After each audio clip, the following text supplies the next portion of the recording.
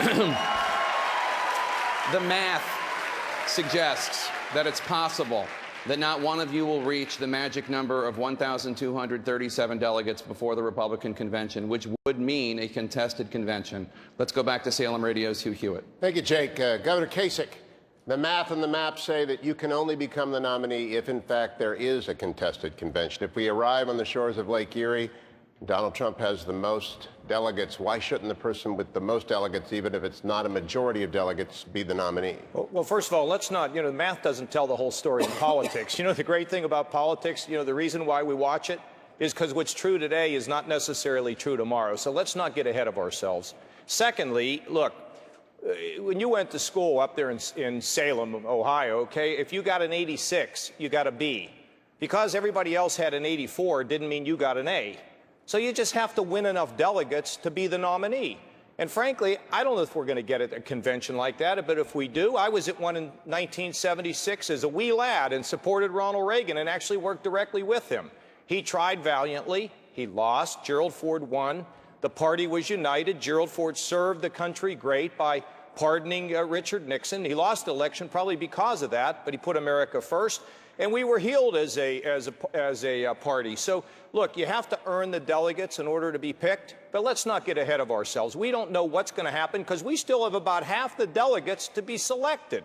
And that's what's going to be a very interesting thing to see how it all turns out as we move forward over the next couple weeks. Thank you, Governor. Mr. Trump, if you arrive in Cleveland with a plurality and the most, but not a majority, is it legitimate for someone else to emerge from that convention, the nominee, and if so, would you support that person? I think that what should happen, getting back maybe a little bit to your first question, I think that first of all, I think I'm going to have the delegates, okay?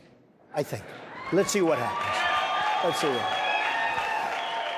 But if somebody doesn't have the delegates, and I guess there's two of us up here that can, and there are two of us that cannot at this moment. But if no, that's, by the way, that is not meant to be a criticism. That's just a mathematical fact, okay? If two of us get up there, I would say this. If Marco, if the governor, if Ted had more votes than me in the form of delegates, I think whoever gets to that top position, as opposed to solving that artificial number that was set by somebody, which is a very random number, I think that whoever gets the most delegates should win. That's what I think. Senator Cruz, if you overtake Donald Trump at the convention, what will you do to take his very passionate supporters and keep them from bolting the convention and sabotaging the fall election? Well, look, there's some folks in Washington. Donald, you are welcome to be president of the Smithsonian.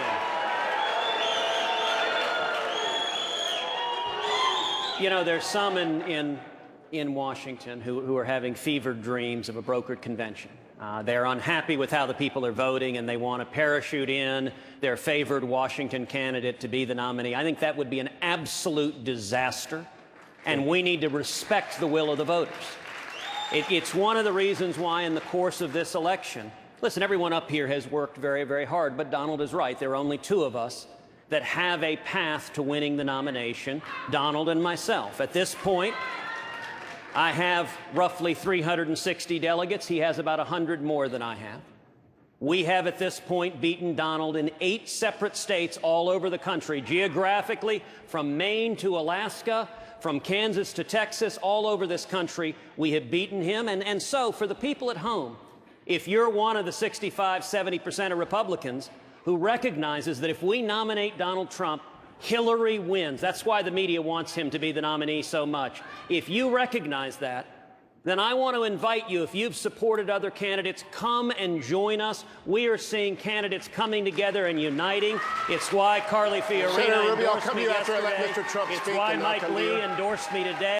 I ask everyone to come together. Let's stand together and let's beat Hillary Clinton in November. Thank you, Mr. Trump, then to Senator Rubio.